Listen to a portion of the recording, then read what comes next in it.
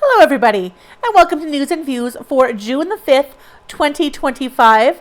Another big weekend in town this weekend.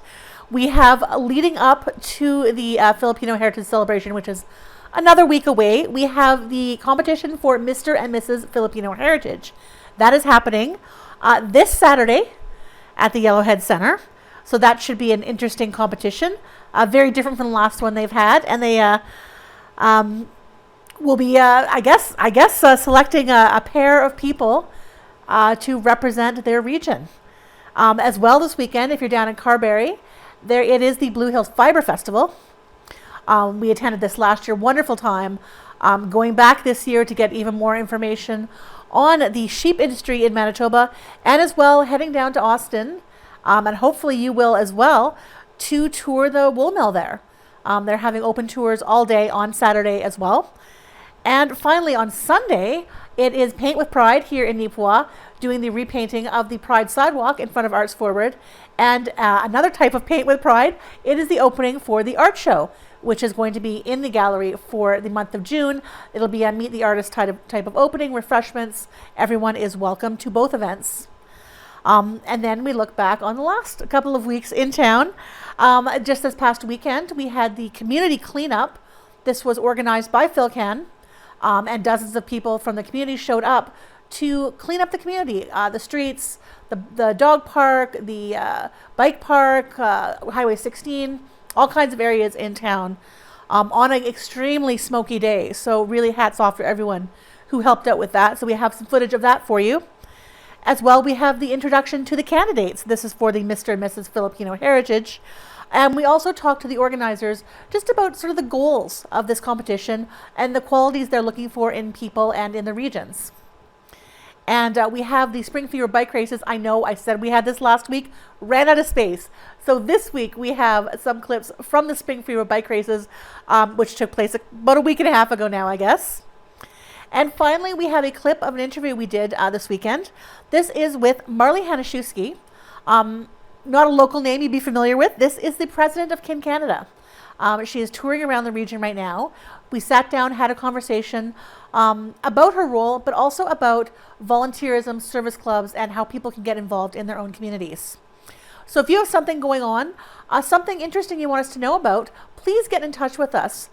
We always love to go out and find out what's going on in our community and cover it as best we can.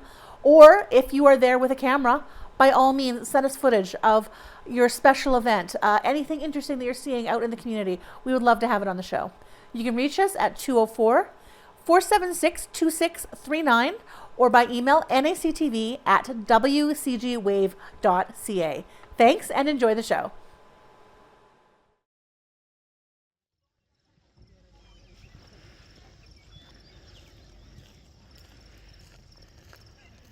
So we are here early Saturday morning at the compost yard in Neepawa for a town cleanup. And that haze you see is not early morning fog, but the smoke that is hanging over our area right now due to the wildfires.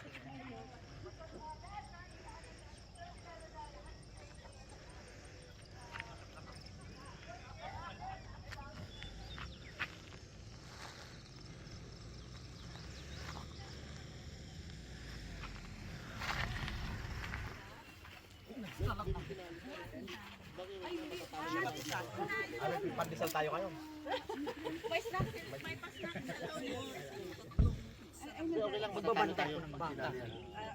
All right, so how did this cleanup effort get started? Well, it's a kind of a yearly activities of the PhilCan just to give back to the community because we like to share what we have, and then we just decided to have something that really help the community to be aware that the Filipino also cares for the town. Mm-hmm.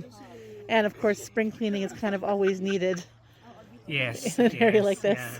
Is it any better or worse this year? Or Well, actually, last year it's kind of very easy because there's not lots of garbage that we pick up from Yeah. from highways. Yeah.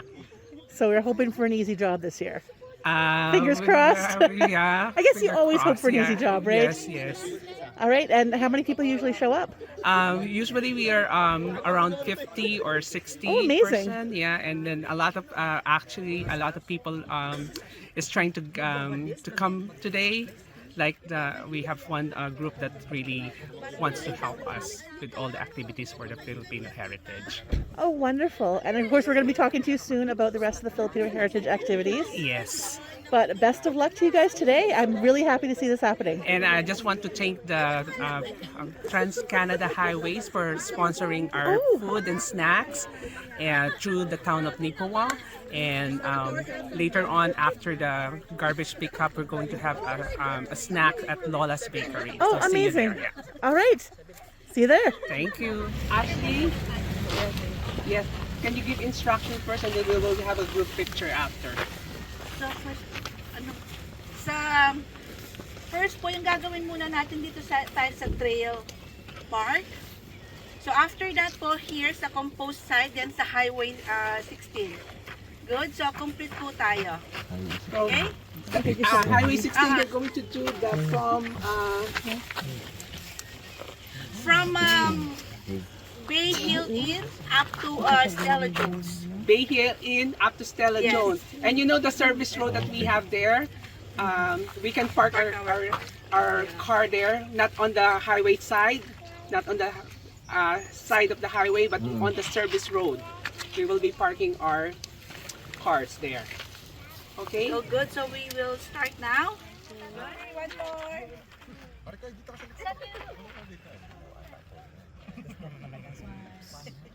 Okay, good.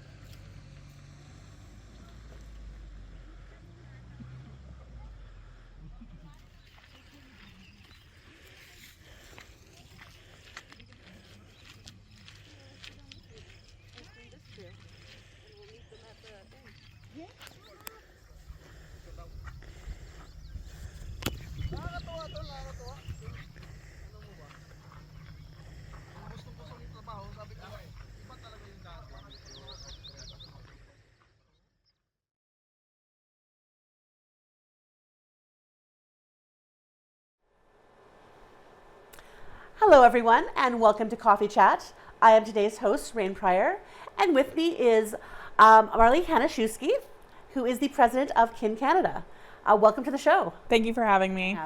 We were fortunate enough a couple weeks ago to have Senator Marilyn McPhedran here, and we had a great conversation about the importance of volunteerism and how volunteerism is like just a staple of the foundation of communities in Canada right now. So sort of what are your thoughts on just how important volunteerism is? It's incredibly important. I mean, when you look around your communities, I've been touring multiple communities throughout the year, and a lot of the staple parts of your community, what makes your community, parks, rec facilities, pools, they're all there because of the service organizations that are within your community. Yeah. You know, without service organizations, municipalities don't have the opportunity, they don't have the funds, and they don't have the capability to move as fast as service organizations do. There's a lot of opportunity for us to leverage great relationships with municipalities and our provincial and federal governments if they're willing. And I think it would be detrimental to our society as a whole if we didn't have volunteering within it, because there wouldn't be the services that are necessary to live in a symbiotic relation or a symbiotic life, because each organization helps each other. You know, the Kin Club of Neepawa, they help other organizations and vice versa, similar to every. And as we mentioned before, community. I'm Rotary, and we work together on projects. So. Yeah. So I mean, we're that willingness to lend a helping hand. It doesn't end kind of at the end of our meetings, right? It's we're willing to help out with other organizations, and without it, our communities would really suffer. And it sounds to me from what we talked about before that you were sort of raised with that value as well of knowing from your parents how important this volunteerism is. So was that something that was really part of your life as a young person before you ever got involved with kin? And sort of in what ways?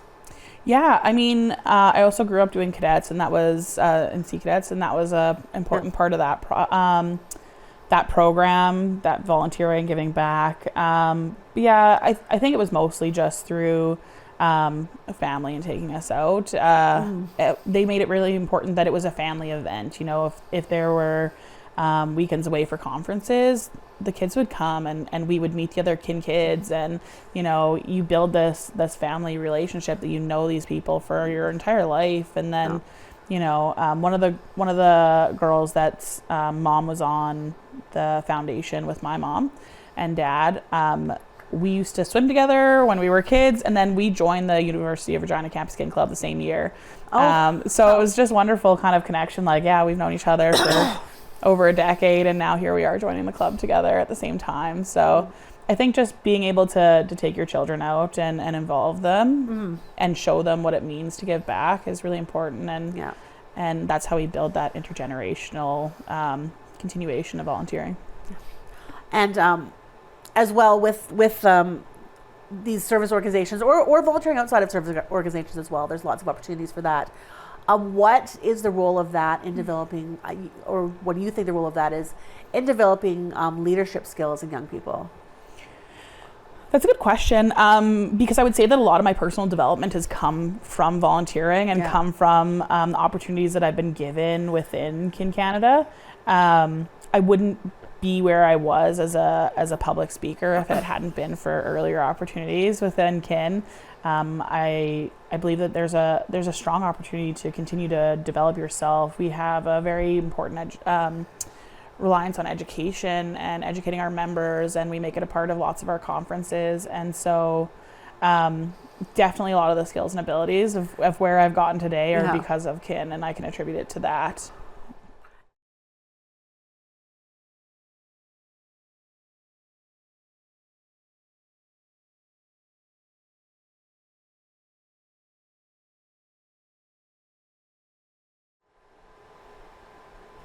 Hi everyone! Welcome to Coffee Chat. Ako po si Liway Cabrera, ang host for today. At ngayon, ang buwan ng Hunyo ay ang Filipino Heritage Month. At bilang ang PhilCan, ang main organizer ng Filipino Heritage Month, kasama natin ngayon ang president ng PhilCan, si Mr. Van Afuang. Hello, Kuya Van. Hello po, magandang hapon po sa ating lahat. Ano ba ang mangyayari ngayon sa Filipino Heritage? Ang mangyayari ngayon sa Filipino Heritage, nagkaroon na tayo ng clean-up noong May 31st as a give back to the Neepawa community. And then natapos na rin natin yung finals and awarding ng sport through Neepawa Ballers and Neepawa Spikers. Thank you so much, Rafael Flores Jr. and Nema Perez. Maraming salamat at lahat ng committee ng sports natin. Thank you so much. Ang coming this weekend will be the Ginoo, the very first Ginoo at Ginang Filipino Heritage 2025. Ito ay mangyayari sa June 7. At doors will be open at 4 p.m. and I think the show will start at 6. Ongoing ang free selling ng tickets worth $2 for the People's Choice Awards. Okay. Doon manggagaling kung sino yung maraming makukuhang boto. Yun, at may due sila sa Friday at 5 p.m. Pero at the day itself, pwede pa rin kayong bumili ng tickets and just drop it on the drop boxes with corresponding regions at isasali pa rin po yun sa counting ng People's Choice. Kasama din ba yung sa social, meron ako nakikita sa social media ng mga pinapalike na mga photo. Kasama din ba yun? Yun naman yung sa liking ng post naman natin will be the Miss Ginoo at Ginang Photogenic. It's a different, na yung percentage lang po ng boto ng online is 30%. Tapos yung another 30% will be coming from official photographer, which is Jody Baker. May 30% manggagaling rin sa kanya, at yung 40% ng para sa Ginoo at Ginang Photogenic will be coming from the judges. So that it doesn't mean na nagli-lead ka sa voting online na ikaw na yung makakukuha ng photogenic. Meron pa pong natitirang 60% na manggagaling sa kay Jody Baker at sa judges, ng araw na yon. Ang Filipino, Ginoo at Ginang, magkakaroon tayo ng flag raising in the event of our 127th year of Philippine independence that will happen at Riverbend Park. Everyone is welcome. Kaya lang Thursday ito. May pasok, so more or less yung mga available lang pwedeng magpunta at 10 o'clock po sa Riverbend. Okay. Ang flag raising. Ang flag raising ceremony. And we're encouraging everyone to wear Filipiniana. Anything for Filipino, about Filipino, yeah. Okay. And then the main event. The main event is the main event is the Filipino Heritage Day celebration on June 14th. So, katulad po ng mga dating nagaganap, meron tayong parade, competition sa float, sa street dancing, and of course, the cultural dance competition. Naging different lang po yung cultural presentation nating competition kasi nagbunutan po dito.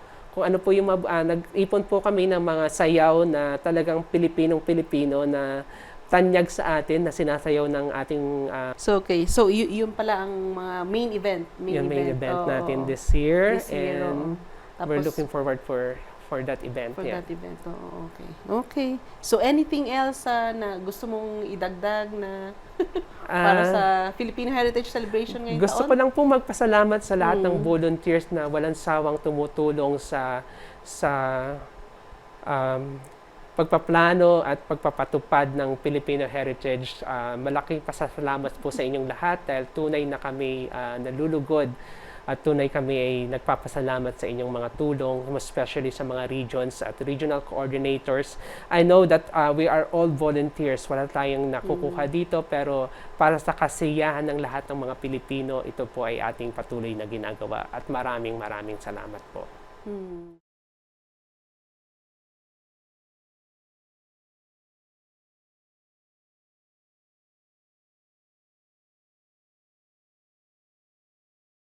Hello po, ako po si Mary Ann. Ako po ang isa sa mga direktor ng Ginoo at Ginang Filipino Heritage 2025. At ako naman po si Jeffrey Francisco. Isa rin po ako sa katuwang na ating direktor para po sa ating Ginoo at Ginang Filipino Heritage 2025. Ako po si Kuya Van Afuang, PhilCan representative for the Filipino Heritage for the Ginoo at Ginang Filipino Heritage 2025. Ang ating pong pageant ay binubuo ng mga kandidata at mga kandidato mula po sa Ilocano at NCR, Cabalen at Calabarzon, Bisdak at Oragon. So ang beauty pageant po natin ay magkakaroon sila ng isang malaking production at i-introduce nila ang kanilang mga sarili at ang region na kanilang nire-represent. At pagkatapos po noon ay magkakaroon po tayo ng talent portion, and then question and answer, and then we will choose the top 3 and the grand winner. Abangan nyo po ang pagpapakilala ng mga ating kandidato sa Ginoo at kandidata na Ginoo at Ginang Filipino Heritage 2025. ang ating pong Ginoo at Ginang Filipino Heritage 2025 as celebration po ng ating mayamang kultura, at ito po ay isang magandang platform para po ipamalas ng ating mga kababayan ang kanilang natatagong talino, talento, kagandahan at kagwapuhan. Kaya po abangan, kasi marami po kaming sorpresa na Direk at ni President na iaalay namin para sa inyo. Ito pong 2025 ay isang magandang taon para i-celebrate natin ang mayamang kultura ng Pilipinas. So I'm encouraging everyone to come and watch the pageant on June 7th here at Yellowhead Center. Thank you.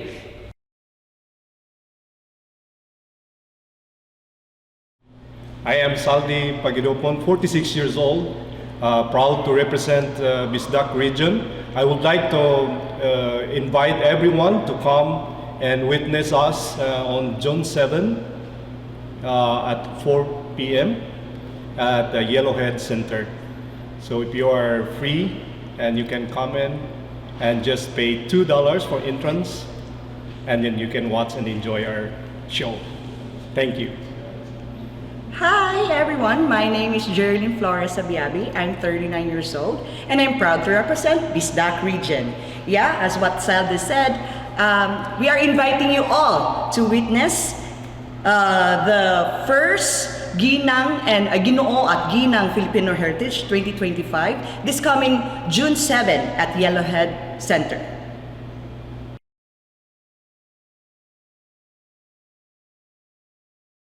Magandang araw po sa inyong lahat. Jenny Gusilatar, representing Calabarzon Region. I would like to invite everyone this coming June 7, Ginoo at Ginang Heritage 2025. Magandang araw po sa inyo lahat. Ako po si Rafael Flores Jr., nagmula sa Calabarzon Region, Cavite, Laguna, Batangas, Rizal at Quezon. Kayo po ay aking iniimbitahan sa darating na June 7 sa Yellowhead Center sa oras ng alas 4 ng hapon. Maraming salamat po.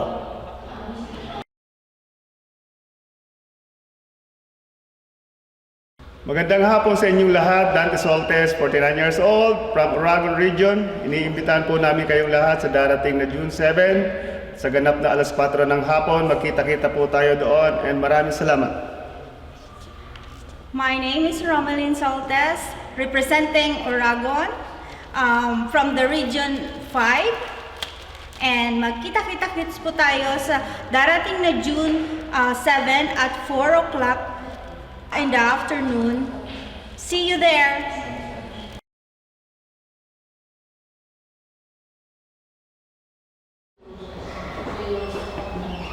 Good day everyone, my name is Paula Gunda. And I'm Jose Galaw, and we represent the National Capital Region. Please support us this June 7th at the Yellowhead Center in Neepawa. See you there.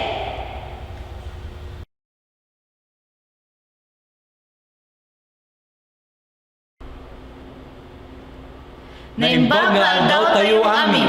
Siyak ni Princess Lay Directo. Siyak ni Gary Tambalo. Nagmula kami sa relihiyon kung saan kilala ang Bagnet Tinakdet, Ilocano. Yan, iniimbitan po namin kayo sa darating na June 7 para po i-witness ang aming kompetisyon. Sana suportahan niyo po kami.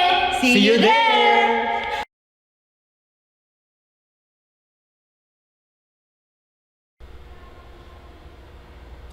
Hi, magandang araw po sa inyong lahat. Ian Christopher Itoral de Maula nga pala at buong pusong pinagmamalaki ang tribo ng Kabalet.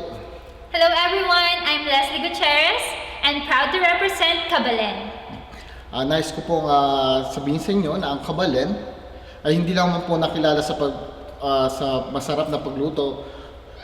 Kami po ay nakilala dahil sa mga ginintoang ngiti at marunong kami makisama sa bawat isa. Yes, I totally agree to that, Ian. And for Kabalen, we also have Hot Air Balloon Festival, Sisig Festival, and Giant Lantern Festival. And we are also the culinary capital of the Philippines. Yes, and muli, nais ko po kayong imbitahan manood ngayong June 7 at saksihan ang mga nagagwapuhan at nagagandahan Ginoo at Ginang na magre-representa ng bawat rehiyon dito sa Neepawa. Yes, hope to see you there, guys. This will be the Ginoo and Ginang Filipino Heritage 2025 this coming June 7. See you there! See you there!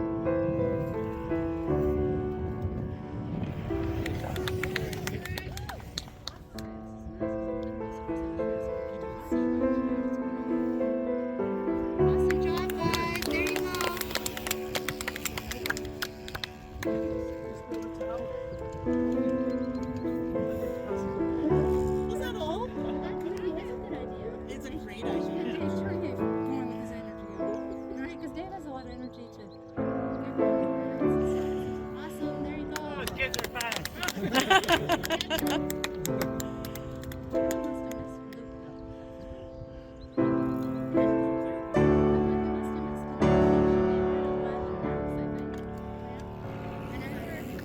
job.